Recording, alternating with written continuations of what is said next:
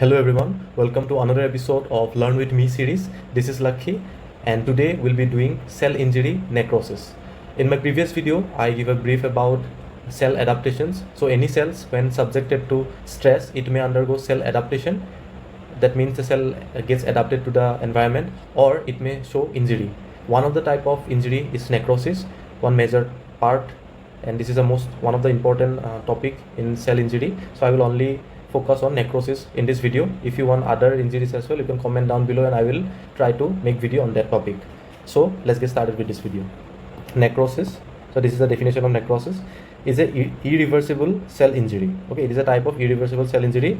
So the definition says localized area of death of tissue, means on a particular area there is a death of tissue followed later by degradation of the tissue by hydrolytic enzymes, and after the death of the tissue, hydrolytic enzymes infiltrate and degrade the tissue, and which these hydrolytic enzymes are liberated from dead cells.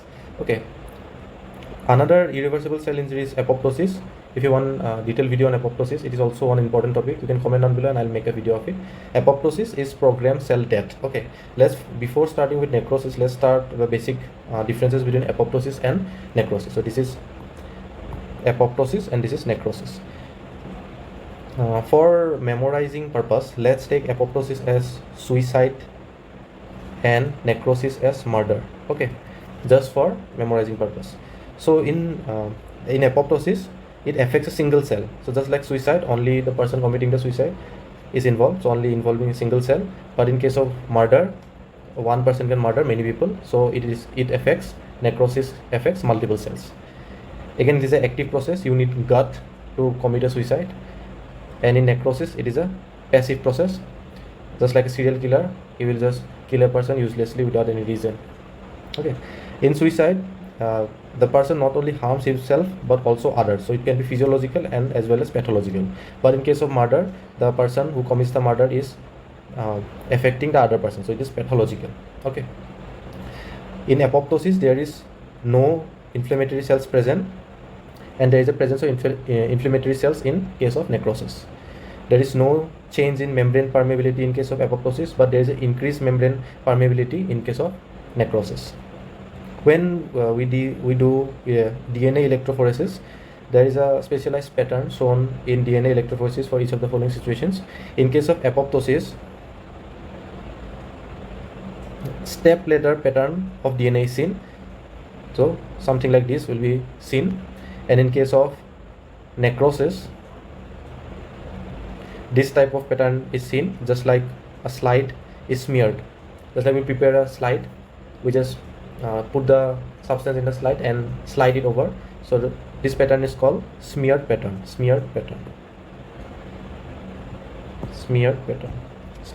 Okay, let's move on to necrosis as a whole, in depth about necrosis. So necrosis main mechanism involved in necrosis is there is an increase in membrane permeability, and then calcium enters the cell. This is one of the MCQs, so make sure you remember this. Calcium enters the cell, inside the cell, and which are deposited in mitochondria, which forms amorphous densities. They form amorphous densities. Okay, these are the few enzymes which are involved in necrosis. Phospholipases.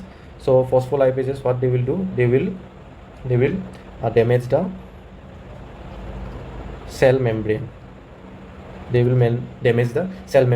Phospholipids are an integral part of cell membrane, so phospholipase will degrade the phospholipid present in cell membrane. Proteinases, this will degrade protein. There could be two types of protein. It could be structural protein, or it could be enzymatic protein. So proteinases can degrade these two types of protein.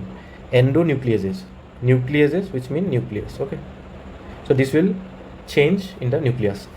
There are three types of changes can be seen. One is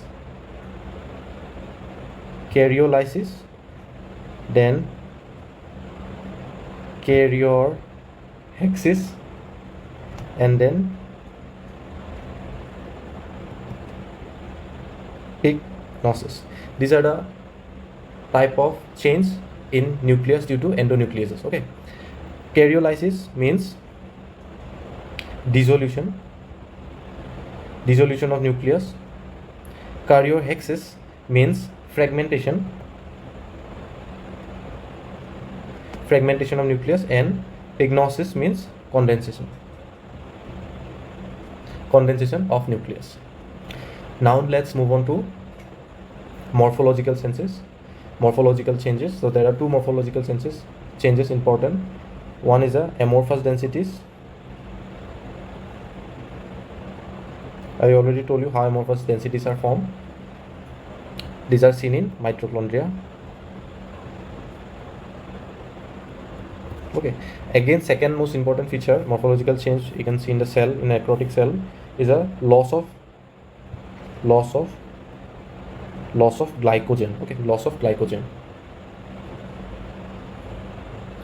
So what is the mechanism of loss of glycogen? So due to hypoxia, the cell needs to produce ATP, that means energy. So the cell will undergo anaerobic glycolysis. Okay, anaerobic glycolysis. But this anaerobic glycolysis produces less ATP. Therefore, there will be more glycogen. More glycogen is broken for production of more ATP. Okay, so more glycogen is broken in the process of anaerobic glycolysis to produce more ATP. That is the mechanism how glycogen is lost. Okay, now let's look at the types of necrosis. These are the types of necrosis: coagulative necrosis, liquefactive necrosis, caseous necrosis, fatty necrosis, and fibrinoid necrosis. Let's take a look at each of the types in details. Let's first look at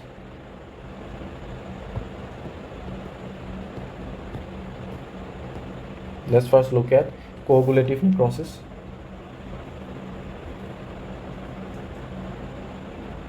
Coagulative necrosis.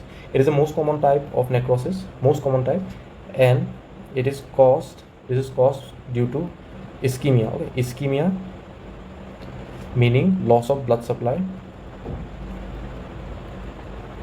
So due to ischemia, coagulative necrosis is seen.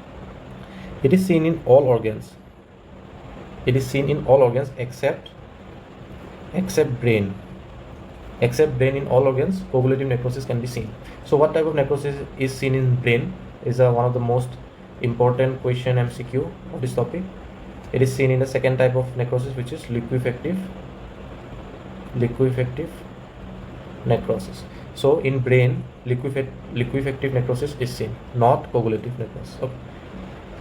In case of coagulative necrosis, the most common site or the organ which is involved is the heart.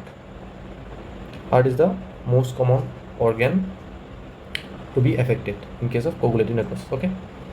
Another important point to be noted here is the architecture of the cell is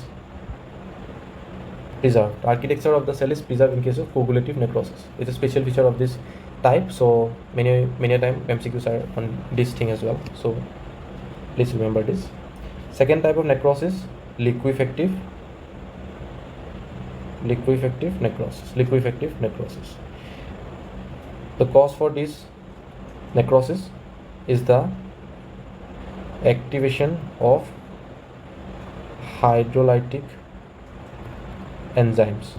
So due to the activation of hydrolytic enzymes, this type of necrosis is seen.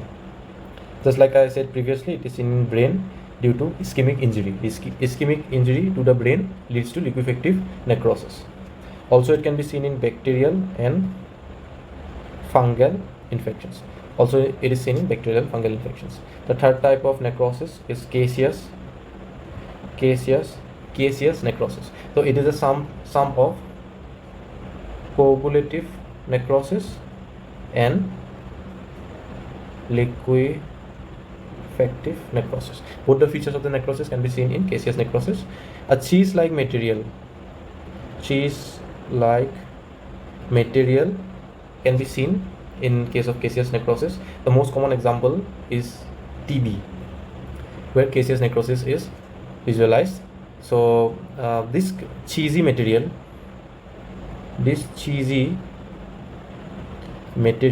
is due to the presence of mycolic acid. Mycolic acid, another important point, mycolic acid, which is nothing else but bacteria. So this mycolic acid is the cheesy material present in TB. Very important point. The next type of necrosis is fatty necrosis. Fatty necrosis. Again, the cause is the activation of enzyme, which is the enzyme lipase. So due to the activation of enzyme lipase, fatty necrosis is seen. So here there is a release of free fatty acid, which combines with calcium. This leads to saponification. Very important point, please remember. Commonly this is seen in pancreas, and then in case of omenton, and again it is seen in breast. So these are the few sites and situations where fatty necrosis is seen. Okay, now moving on to the last type of necrosis is the fibrinoid necrosis. Last type of necrosis is the fibrinoid necrosis. Here fibrin, just like the name suggests, fibrin like material is seen. Fibrin like material, very bad handwriting, so please adjust. Fibrin like material is seen, and it is seen in cases of vasculitis and immunological injuries. So in case of vasculitis or immunological injuries, it is seen. Example of immunological injury where fibrinoid necrosis is seen is the rheumatic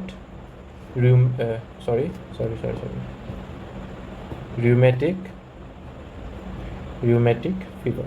Very important example. So that's it for today. Today we discuss only necrosis in depth. I also have a table. You can take a screenshot of this table. Almost all of the questions on this topic are from location of the particular type of necrosis. So you can see like coagulative necrosis is seen in heart, spleen and kidney. Liquefactive necrosis, also known as colliquative necrosis, is seen in brain and abscess cavity. Fat necrosis seen in pancreas and breast. Fibrinoid necrosis seen in arterioles in hypertension situation and peptic ulcer. And caseous necrosis seen in the center of foci of tuberculous infection. So if you mark up this table, it will be enough for you to score a good almost everything in this topic, necrosis topic. Okay, so that's it for today. If you want other videos on cell injury, make sure you comment and I'll definitely make a video out of it. Also remember this differences between apoptosis and necrosis, very important in case of MCQ as well as college university examinations. Thank you. Make sure you subscribe.